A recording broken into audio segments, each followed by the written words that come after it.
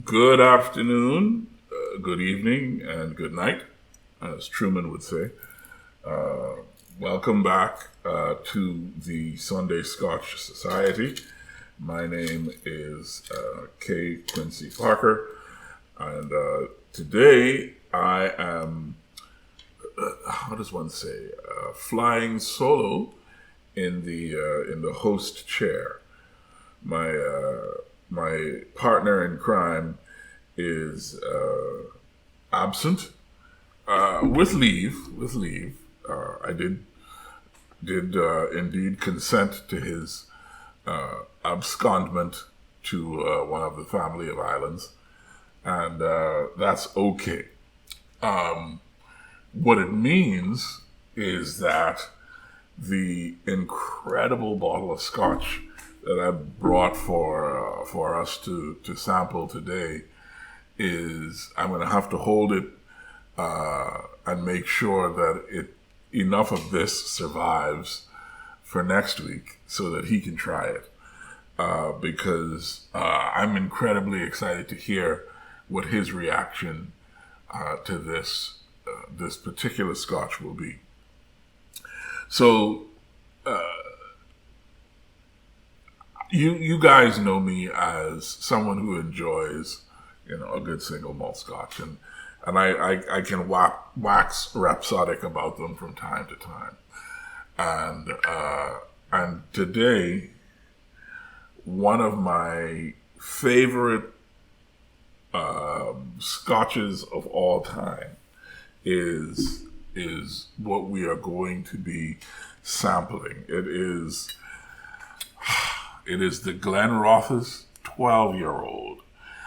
It is a Speyside single malt, and if you're familiar with the Scotch regions, Speyside is in the lowlands, kind of by the water, and it has we'll taste it and we'll smell it after we open it, so we could talk about that with our guest on the air. But I just want to say that I'm really excited about this bottle of scotch today, and I look forward to hearing what our guest has to say. Speaking of which, our guest is the inimitable Shanna Edgecombe. Shanna is a business guru, a sort of coach-ish type person, a business developer, and I expect that she will be able to bring us some incredible insight as we have this conversation about what to look forward to in terms of trends in 2024. Not fashion trends, because that's not this show, but maybe technology trends, maybe business trends, maybe lifestyle trends, that sort of thing. So, Shanna, welcome back to the Sunday Scotch Society. Thank you for having me. Thank you. It's a pleasure. And now we will do the ritual, which Yes. is the opening and the pouring of the first and I will allow you to do the honors of telling us what you are smelling. I feel like it's burning my nose hair slightly. It is a single malt scotch. Almost like if I had smoked my chest. Okay. A little bit of evaporation. Now, I don't know much about malt scotch. Mm-hmm. Still burning as I smell. I can't think of any one note. It's like a little bit fruity, but not very, very light fruit compared to. Yeah.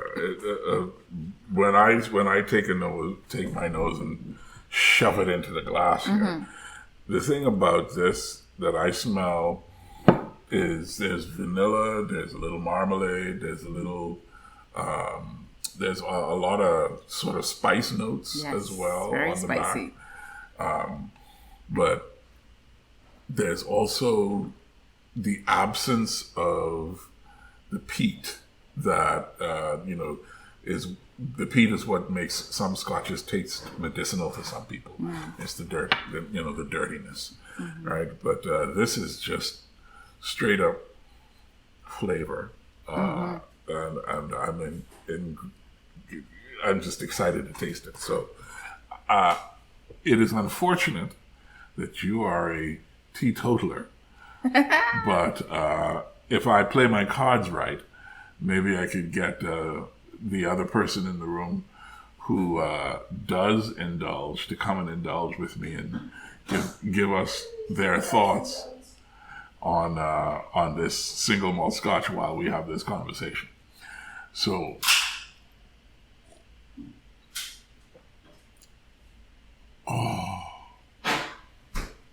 Clearly, you're a fan. this is so good. Okay, so, but see, I want to talk about the trends, but Yeah. but I have to talk about the Scotch first. Have a moment. Enjoy yourself. Okay. So, on the tongue, good Scotch generally has some complexities. It plays around with, where you're really tasting it. And what I am tasting from this one is, the first thing is the sort of baking spices that are coating the back of the middle, and now it's kind of moved to the front of the tongue where the candy and vanilla kind of come out, and the marmalade, and then as it's finishing, you get the spice at the back of the throat, and it just, yeah. Oh! And of course, it is, as a single malt Scotch, it is quite a stiff drink. So it's not the kind of thing that you shoot. Okay. Somebody asked me the other day for a shot of Scotch, and I almost threw the bottle at them. No, I'm not a Scotch snob, but you don't shoot single malt Scotch. Okay, understood. Well, now that you say that, I could smell it was like a spicy vanilla extract, like what you use for baking, since you said that. Yeah. Well, cool. I'm Moment done? I mean, something is done. So 2024. It is just started. Yeah. And there are interesting things happening in it already. One of those interesting things is the sort of the way that business that's fine. The way that business and technology gurus are taking the opportunity to get out there first and say, we think this is going to be the biggest trend of the year. We think whatever, right? And one of the things that I thought was interesting was to take a look at some of those trends and consider how they might relate to what we are doing here in the 240, right? If at all. If at all, right? Yeah. Because that's the thing, isn't it? We are, for all that we are a fully integrated member of the international community, for all that the Bahamas passport gives you access visa-free to 197 countries around the world, for all that Bahamians go off to college, out into the world, all over the world. You could find Bahamians practically in all 197 of those countries. it still feels like our innovation atmosphere is a little insular. It still feels like we aren't really taking advantage of the fact that it is such a smaller world now because of all of the different technologies that we could leverage. Yeah. So, obviously, I won't say the number one trend, but one of the ones that everybody is identifying as crucially important is generative AI, right? Machine learning that can then turn around and generate content, and employing it for whatever ends you see as a useful thing. Yeah. For a creative, it's a thing, right? Because the generative AI it's now composing music. It is painting art, and creating artworks and graphic artworks and fine art as well. So, it's not simply you type something into ChatGPT and it spits out a nice business plan, or whatever the case may be.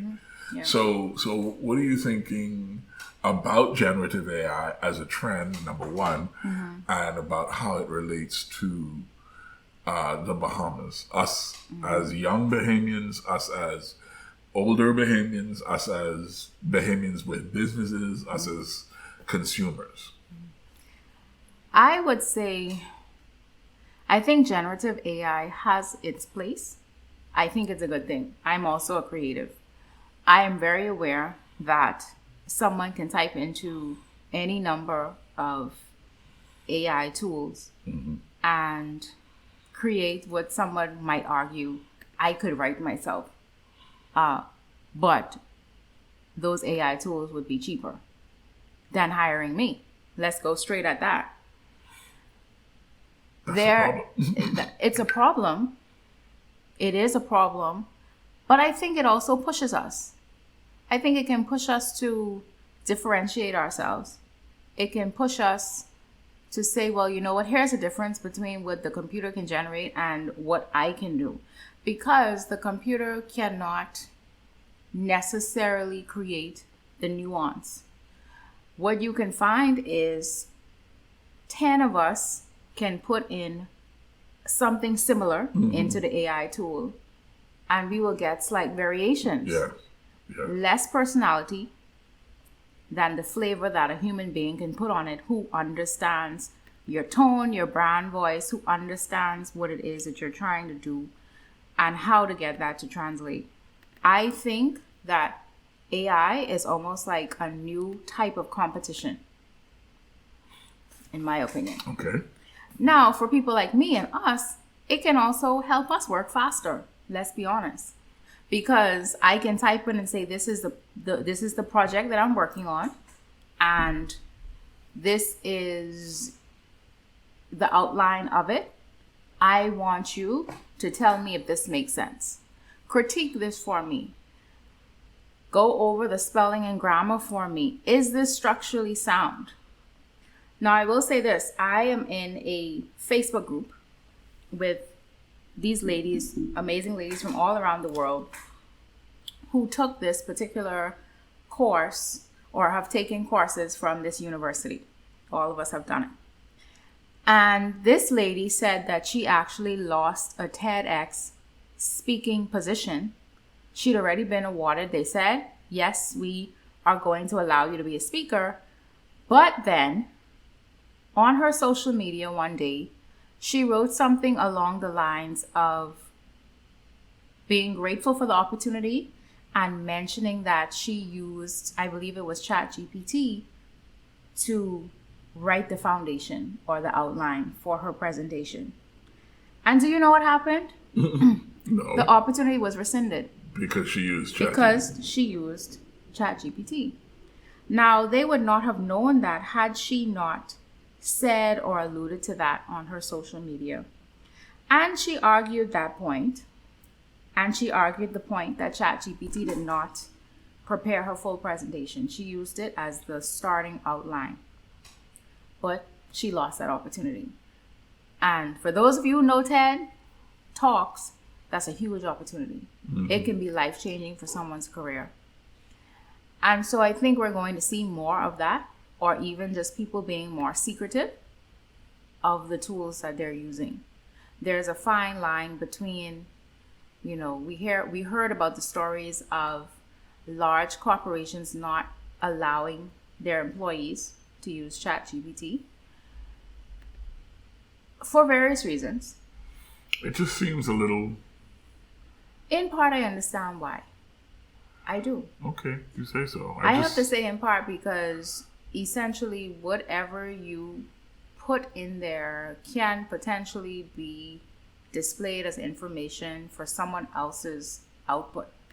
Fair enough. So if you are sharing trade secrets or whatever it is and asking it to do some things, then you have potentially exposed the inner workings and the proprietary information of that business. So in that sense, I understand. But to think that your employees are not using it at all, no, they sneak in. That's what they're doing. They're going to sneak. Mm-hmm. Now, how does it work for us in the Bahamas? We're so far behind. And I say that not being critical. We're so far behind because I think there's a high percentage of the population that either does not use AI or has barely heard of it. And I think that puts us behind the 8 ball, not just with generative AI, but in other things that are happening around the world. And we are slow to respond, slow to react, generally. Mm-hmm. This isn't a business show, so I don't want to turn it into one. Mm-hmm. Especially not when this beautiful Glen Ross's 12-year-old Scotch is sitting here, And my Lipton black tea. Come on now. Come now. This is not the tea society. This is the Scotch society. Smell it now. It's opening up to a different sort of a licoricey kind of, It burns more now. Of course. It's open. But it's also smoother to drink now. See that? What? So it burns less? That's what you're saying? He's having another moment. I wish you could see it. Oh, it is so good. It is so good. All right. But there has to be business applications to things like generative AI for Bahamian businesses. Mm-hmm. We'll come back to that. Okay. Another sort of trend, sexy trend that people are talking about is this one is a little out there, but I think it has tremendous potential for the Bahamas, and that's genomics. Genomics? Yeah. Okay. This is it's a pivotal field for personalized medicine and for advancing our understanding of genetics in agriculture, bioengineering, and disease prevention. And as gene sequencing becomes faster and more affordable, the experts are looking for a surge in genomic data that will require sophisticated AI tools to analyze. And that way, we're looking at the creation of things like ethical debates surrounding genetic privacy and modification. But we're talking about gene sequencing and using genetics to create almost custom engineered medicine for a society or a population like the Bahamas. I mean, to me, that is, I just think that's really sexy. I think it's terrifying that you could do that, but I also think that is where we are headed. That's where the world is headed. I mean, it sounds like science fiction, but it isn't science fiction. It's reality. It's what's happening in the world. So, yeah. All right, so I'll leave that one alone because you seem a little... No, my only thought on that, well, I have two thoughts. One, it would be amazing if science could address our large BRCA1 gene population that leads to breast cancer, because we have disproportionate numbers. This is exactly what I'm thinking about. Now, two, that's also terrifying because there are some people who are quite ethical and they have a job to do and they're passionate about it and they want to do good. And then there are others who would use that to potentially do nefarious things.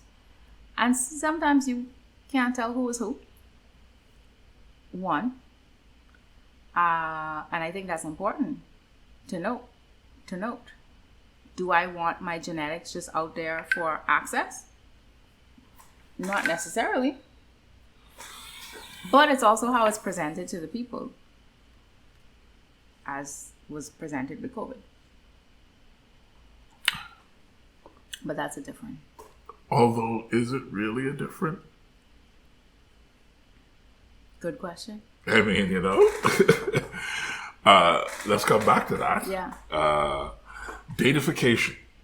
The everything becoming data.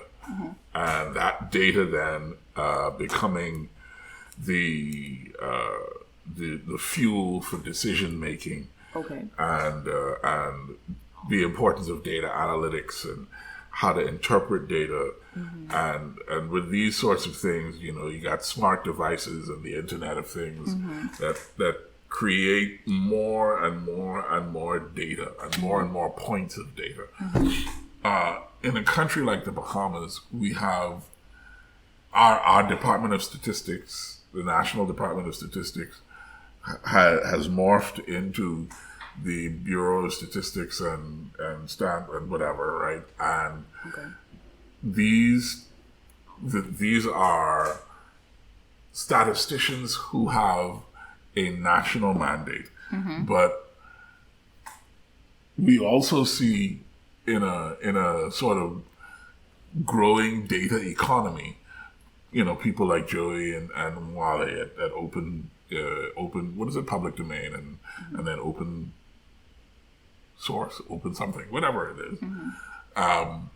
And then, Tyrena, does some public polling as well with Fusion IMC.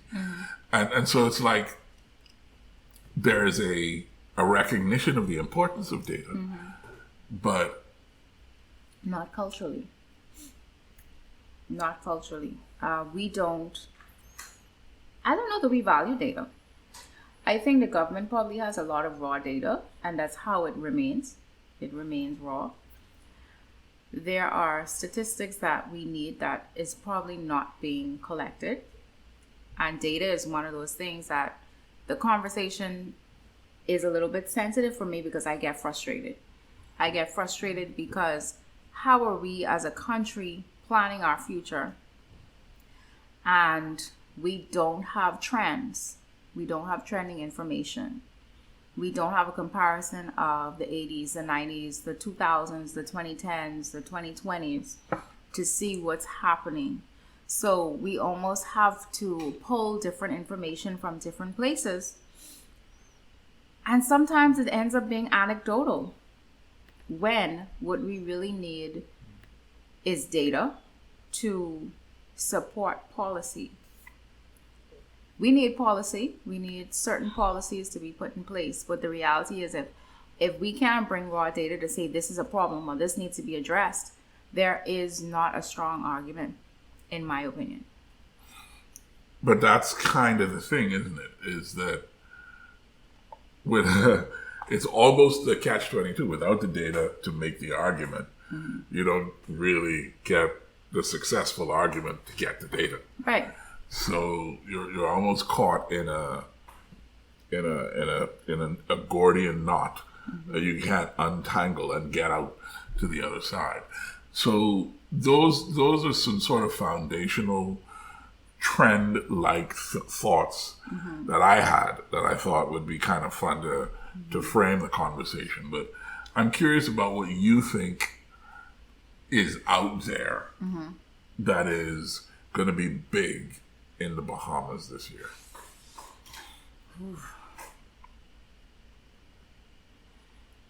Obviously. Uh-oh. Obviously, you know, we know it's not even the beginning of February yet. And one of the hot topics people are talking about that's most relevant is crime. How do we address it? What's going to be done? What can we do to mitigate this? How do we address the shortfalls of the system? There are so many questions. And I wouldn't necessarily say that's a trend, but something has to change. And to your point about data, and it's almost like the chicken or the egg, right? But we're always looking at other countries. We're always going on trips. We bring in consultants. There is no dearth of feedback. There is no dearth of ideas. There's no dearth of recommendations about what should be done. Much of it from the outside. Do we realize how much money we pay consultants every year to do these reports for us, to research? But what happens after that, besides the document going onto someone's email or hard drive or circulated and then it dies a slow death? And again, that's not to point fingers at anyone or be critical. Well, it is to be critical, but to point fingers at anyone. But things can be done because we can see what works elsewhere. The question just is, do we have the will to adapt it for ourselves? That's a big thing. I want to say a trend is in the Bahamas, small business owners, we need to figure out how to use AI to our advantage. Now, I know some people for AI, it is scary. It may be questionable, but let's go back to early AI, which we didn't think of it as being AI. But when we use Microsoft Word and spelling and grammar and the detection of something that's misspelled or misused, that's technically AI. That was the lower level, as I would call it. Right. So now it has graduated. This is all we're seeing. AI has been developing. It's been morphing. But now it's gotten to a place where a lot of us, we question it because we either feel like it doesn't make us relevant anymore, or there's a larger conversation globally of how do you ethically control AI? The reality is, can you control AI? I was about to say, I don't know if that's really the question. The real question to me is, it's already a thing. It's already a thing. Can you control it, or do you regulate it? Do you provide some boundaries and say, within these boundaries, have fun? I do not know that you can regulate AI. It's almost like trying to regulate cryptocurrency. It exists out in the world and it has access to, so many people have access to it, right? So that would require so many countries to come together legally to agree. The what do they call it? The horse is out of the barn. Yeah.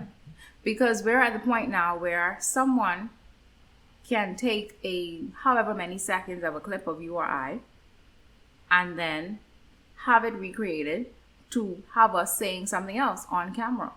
And it looks almost perfect, except that AI cannot get the eyes right.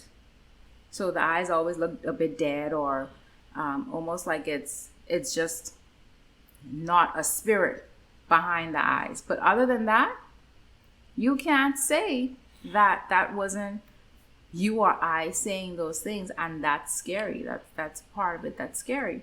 And of course it is, you know, we saw the movies that threatened that the machines would take over, and we're building the machines to take over.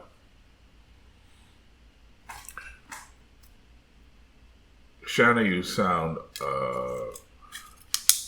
as though you are alarmed and worried that we are about to create Skynet, or that we may have already created Skynet and not be aware. Explain what Skynet is. I'm sorry, y'all. I don't get a lot of references. What is Skynet? Skynet is the intelligence that created the Terminator and sent him back in time to it was the computer program that gained sentience and decided that humankind needed to end in the Terminator movies. I think an alarm needs to be sounded just for us to be aware. Even down to the cybersecurity. We don't take that seriously. There's very little someone probably has to do. I'm not encouraging, this is a disclaimer, I'm not encouraging anyone to do this. But there's probably very little that needs to be done to gain control of government data, of government systems, or even the big systems here in general. It's already happened. It has happened. It has been kept quiet, but it's already happened. It has happened. So, I mean, it's here. It's here. The horse is out of the barn. We just need to be aware that there is a horse and there is a barn. More of us. All right. So, I'm going to pull us back from the ledge of alarm and bring us back to trends. Trends, yes. Yes. Like, for instance, the elusive, inimitable, wonderfully exciting and much touted 5G. The rest of the world is blazing along at 5G, and 5G and the Internet of Things are working together to create this whole new. I mean, in some places they're even already talking about 6G. I mean, come on, right? Wow. So don't yeah. So we're gonna skip over like 5G, but I want you. I'm trying to put your mind in thought in that sort of a frame, right? So some things have to have happened over the last few years that give you a sense of big developments that are going to happen this year, right? In my view, anyway. So yeah, I would say another thing is crypto. Crypto is a hot topic, a controversial topic based on the things that happened about a year ago, or a little over a year ago. It put a spotlight on us. It made some Bahamians fearful of crypto. It may have already been a big question mark, and it made it almost seem out of the question. But I'm glad that we have people here who are advocating for cryptocurrency, who are advocating for blockchain. Can I say that I understand all of it? No. I understand enough of the fundamentals to know that I should not be left behind as things are going. The reality is the people who bought Bitcoin 20 years ago cashed in. But they had to be patient. They had to have some foresight. They had to have even you know what, I know if this can work, but I'll try it. Let me see. And then they cashed out big. I actually know one of those people. And so I would say, learn about crypto. You can go on YouTube. You can pay someone to explain it to you. Learn about blockchain. This is the way that the world is going. And I would hate for us to get completely left behind. And yes, I know that our government has positioned itself as far as having the first CBDC. And we are positioned globally, or positioning ourselves globally, as being very innovative and tech forward and all of that, until you lift the curtain back and you see all the things that got swept behind it. and notice that things aren't things as we would like them to appear to be. That's what I'll say about that. I mean, you like to waltz right up to the edge of saying something and then like turn left. Another trend I'd like to see, honestly, is more e-commerce options for business owners. Because again, we like to position ourselves as being international. But the reality is, how is someone going to pay us if we want to do international business? If we want to get international sales? And don't tell me the local financial institutions, because they don't give a fart about us, right? Yeah. We can just look at the interest rates. We can look at how long it takes to open a bank account and the ease of doing certain things. We need more e-commerce options. Yes, there's Canoe and there's Island Pay and a few different options, Suncash. But how do I get paid from someone in Norway to get money to me without them thinking, I don't want to do that wire transfer because there's so much extra fees that I have to pay. And that can immediately hurt us in being competitive. Mm-hmm. So, yeah, if they had to worry about how to pay us, why in the world would they engage in the first place? That's all I'm saying. And then what hurts us too is we end up getting put in this position of, I'll pay you when I reach, if they are commissioning us for something that they will use once they get here. That puts us in a precarious position. We can get shafted. We can lose money. No, I want my deposit before you reach. I need my full payment before you reach. But we need more e-commerce options. And I'm excited to see what can emerge out of that this year and beyond. Is the Bahamas capable of innovation? Oh, interesting. Are we capable of innovation? I don't think we are short on ideas. I think we may be short on execution, in part because I think some other countries have an advantage of having seen someone else do it, who is from their country or with their background, has shown that model can work. We are in a place where even some of the institutions that are supposed to fund those projects and those businesses don't necessarily quite understand the extent of technology and innovation. And so where do you go from there?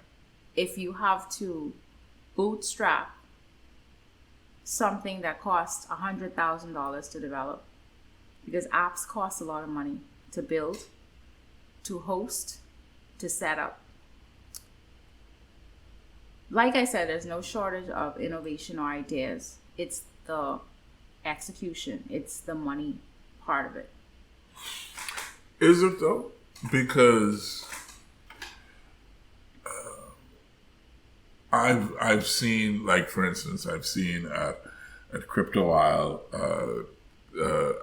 an investor trying to give away money for innovative business ideas. I've seen it in private conversations. I've seen it all over the place in certain kinds of environments where there's money looking to be employed in an innovative fashion. Because people are on the lookout for the next big thing, and the next big thing might start in your living room, whatever it might be, right? So how can both things be true? How can there be money looking for innovation and innovation also happen to looking for money in the same community? I think the problem is all of us aren't the 1%, all of us aren't the 5%. There's probably the majority of us who do not have innovative ideas for any vast number of reasons, right? But what happens is, how do you match the 5% or the 10% to the people who are looking to fund the innovative ideas? That is a better question. That's a deeper question. You can't assume that if you shout something once or twice, that the right people will hear it who are walking by. There has to be a bit more of a targeted focus.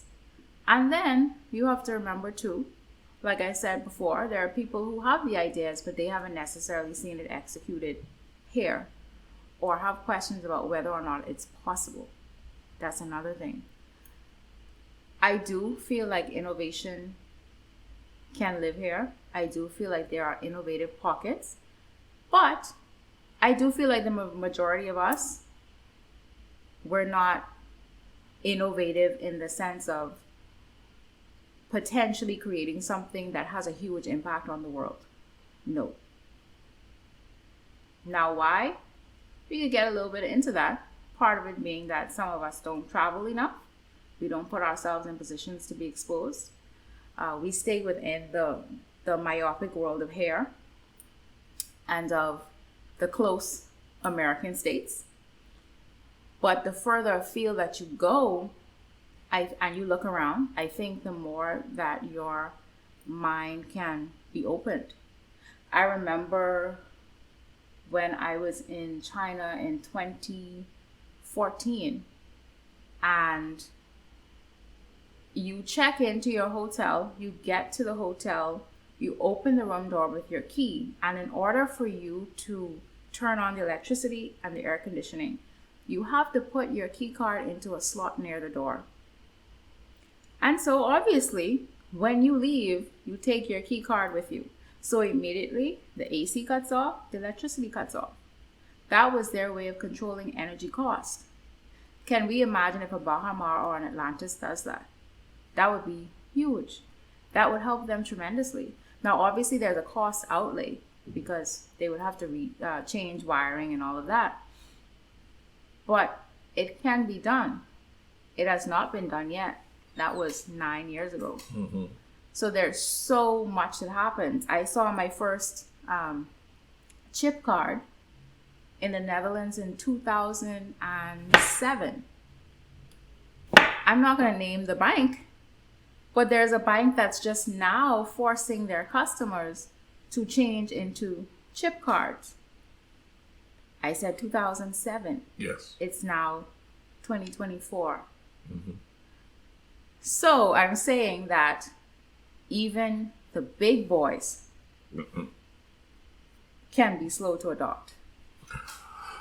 I'll bet you any chunk of money that the banks that you're talking about, yes, only the branches in the Bahamas don't have chip cards. I will bet you any chunk of money that is the case. Mm-hmm. Because I think one of the unspoken rules and realities of the Bahamas is that at a certain level, we are enemies of innovation. We like the status quo, and we like the status quo enough to fight to keep it.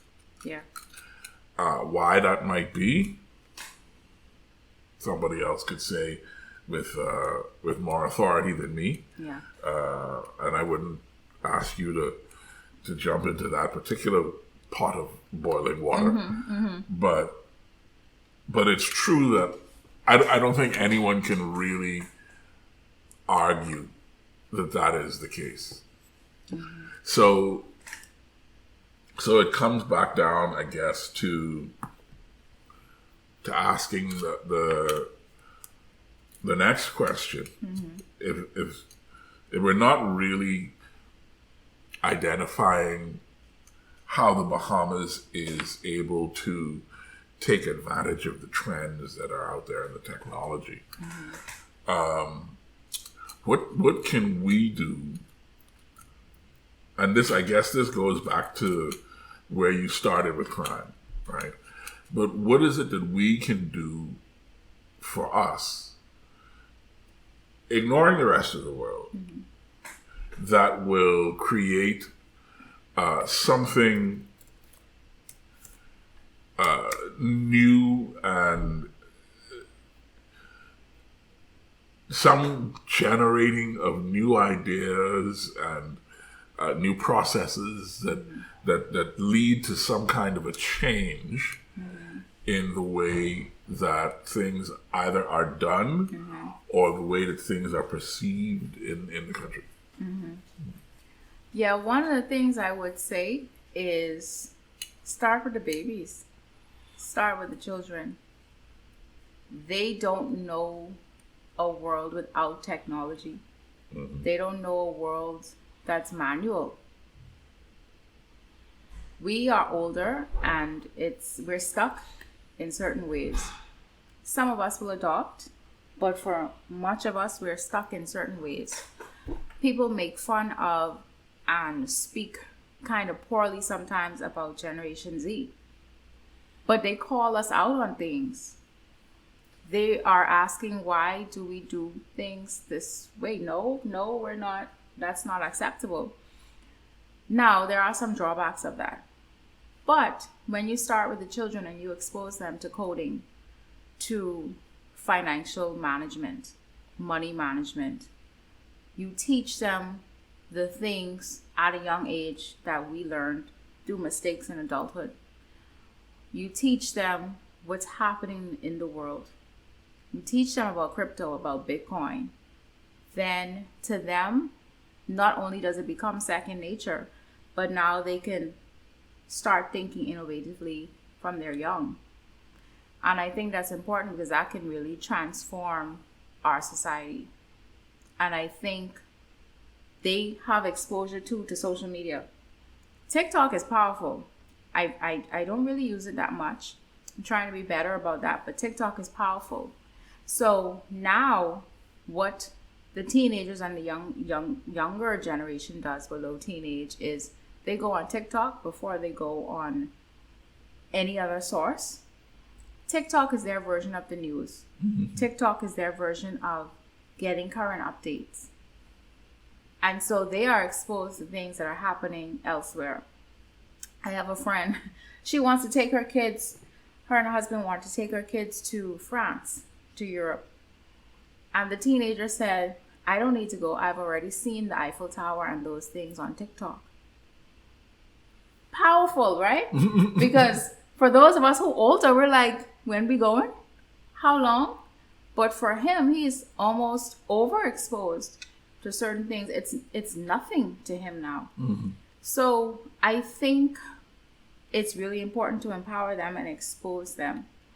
But you also raise a vital and fascinating sort of a subcategory of the conversation. I've seen the Eiffel Tower. Some regression therapy or some kind of something need to happen there, because that child has had his curiosity about the world completely denuded. It's been neutered. He's been spayed as an intellectual being by TikTok, right? And it's not his fault. It's not that he has done something that he should not have done. It is that we have not provided enough of a stimulus outside of his telephone to explain to him why it is that actually going to Paris and actually putting your own physical eyes on the Eiffel Tower is important. And that's our failure, but it is, in my view, diminishing his life, right? So he's paying a price for the failure that we have in creating, as I say, a reason for him to get out of TikTok. You know how it is. We grew up in a very different world. I grew up differently than you did. My mother and father, God bless their hearts, my mom still tells stories to this day about realizing that they hadn't seen me for a little while when I went away on trips with a choir or vacations with friends or whatever the case may be, right? but that was possible because they were used to us being outside. Mm-hmm. They were used to us being out in our neighborhood or mm-hmm. out in our communities with our friends, mm-hmm. doing things outside the house. Mm-hmm. My daughter and her circle of people, they play together in their phones. Mm-hmm. Mm-hmm. Right? So even if they're like actually physically in the same space. Yes. Mm-hmm. Rather than talking. Yes. The room will be silent. Yeah. Except for every now and again somebody will giggle. Yeah. Because whatever is happening in the phone mm-hmm. is more real to them than what's happening outside. Now, of course, she's growing out of that. She's 19 now, mm-hmm. right? But it's like that's where they are, man. They're not going to be surprised that you want to take them to Paris mm-hmm. unless you create. And this is no criticism to the parents in that story, right? But unless you create a reason mm-hmm. for him to be excited about going to Paris, he has no reason to be excited about going to Paris because mm-hmm. he could pick up his phone and just look. But for them, there is no distinction between the real world and what's in their phone or what's in the gaming system. Mm-hmm. Because I am a millennial, and so I got the first iteration of video games and then the first iteration of the internet. For the record, you did not get the first iteration of video games. Sorry. I got like the second or third wave. Yes. Okay. Then it was the internet. Atari and Commodore 64. I thought about Atari as I said that. Mm-hmm. Then it turned into, okay, there's a huge computer that most people can't afford. Then more and more households get desktop computers. Then it's the dial-up internet, and so on and so forth. I think I joined Facebook within the first or second year that it started, right? So I say all that to say that we still remember a world where you played outside. You had things that happened separate and apart from what's happening on the screen. They do not. So for them, I agree that there's a level of wonder and curiosity that has been diminished. But at the same time, I think they can ask vital questions about why we still do things the way that we do. And why don't we do things a different way, or we can do it better? Here's an alternative. And I think there's value in that, because otherwise we'll be stuck. There is value in it, yes, absolutely. But that, to me, the value is tempered by the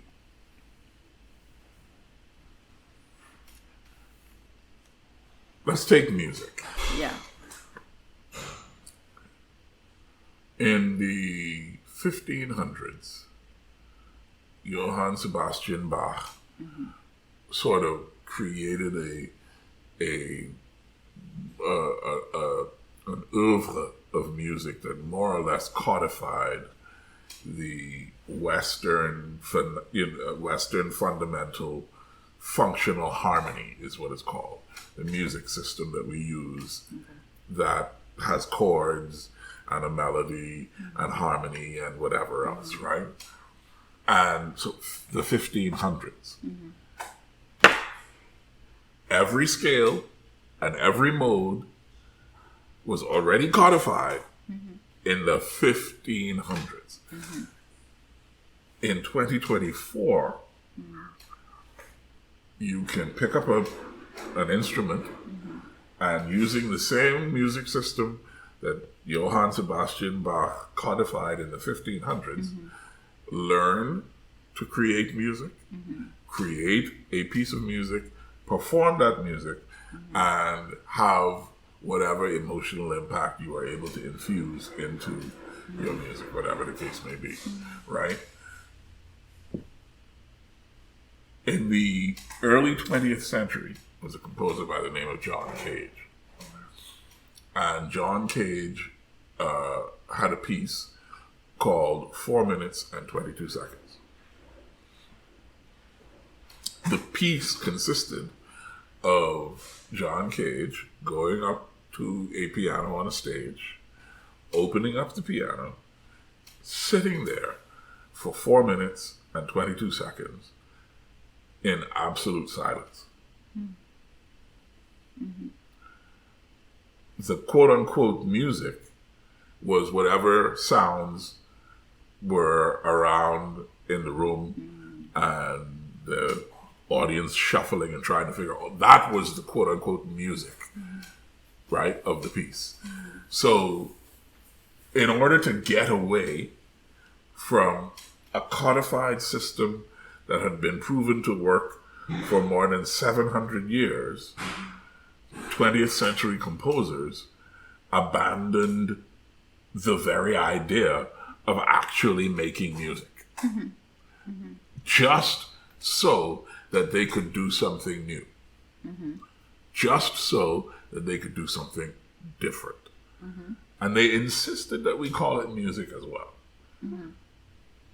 But now, in the postmodern era, right, after neoclassicism and all of this stuff, when you listen to music, if you go to an orchestral concert, right, you go to a concert at Carnegie Hall, it's the New York Philharmonic, I guarantee you they are playing Beethoven and they're not playing John Cage. Because the music that was created using the codified system is objectively superior to what is used when you are trying to create something just to do something different or just to do something new. So I welcome Gen Z's inquisitiveness and their willingness to do things a different way. But sometimes I worry that they, as a group, are too willing to throw the baby out with the bathwater, so to speak. I feel like every generation before ours said the same thing about the next one. I mean, that's part of what generational change is. Right. But you are sitting here telling me that I should welcome them and their questioning of everything. No, I'm not saying they're always right. That is what you said. No. I don't think that everything has a place, but I think that there is always room for a new perspective. Absolutely. Because this is how the Gen X felt about the millennials, and the baby boomers felt about the Gen X, and this is how we feel about the Gen Z, and I don't even know, I think it's Generation Alpha that is below them. That is what they call themselves, yes. And I think there's always a level of handing the baton over. Yeah, but that's not what you're talking about. You are now changing the nature of your own argument, right? Because the point was that Gen Z, there's intrinsic value in the fact that they grew up differently than we did and present a different perspective and question why we do things the way we do. The criticism in that is the implication that we don't question why we do things the way we do ourselves. And the reality is, of course we do. We question. That's an entirely different story. Okay. That's an entirely different story. And I see somebody laughing over there. And I'm going to leave that person to laugh because we are plumb out of time. And I want to take this last sip of the magnificent Glen Ross's 12-year-old. Smell one more time.